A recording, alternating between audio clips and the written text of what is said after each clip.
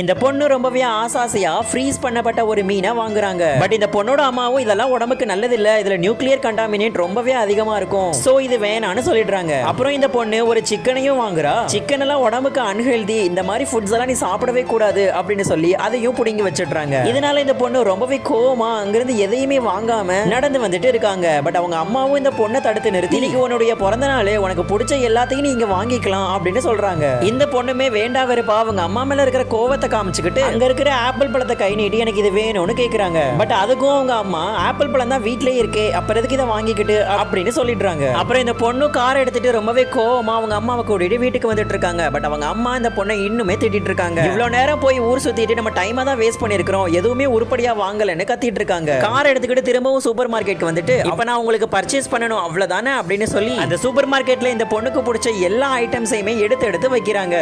இதை பார்த்துட்டு அவங்க அம்மாவும் அந்த பொண்ணை வான் பண்றாங்க. பட் அந்த பொண்ணு எதையும் காது கொடுத்து கேட்காம தொடர்ந்து அவங்களுக்கு பிடிச்ச எல்லா ஐட்டத்தையும் வாங்கிட்டு இருக்காங்க. இதுக்கப்புறம் என்னாச்சுன்னு பாக்குறதுக்கு முன்னாடி உங்களுக்கு உங்க அம்மாவை ரொம்பவே பிடிக்கும்னா மறக்காம வீடியோவுக்கு லைக் பண்ணி சேனல் சப்ஸ்கிரைப் பண்ணிட்டு ஐ லவ் அம்மான்னு கமெண்ட் பண்ணுங்க. இந்த பொண்ணு இப்படி அன்ஹெல்தியான ஃபுட்ஸ் எல்லாம் வாங்குறது அவங்க அம்மாவுக்கு சுத்தமா பிடிக்கல. அதனால அவங்க அம்மா ஒரு ஐடியா பண்றாங்க. இந்த பொண்ணுடைய பணம் இருக்கிற பேக்கை வாங்கி வச்சுக்கிறாங்க. அப்புறம் இந்த பொண்ணுக்கும் தெரியாம அந்த சூப்பர் மார்க்கெட்லயே போய் ஒளிஞ்சுக்கிறாங்க.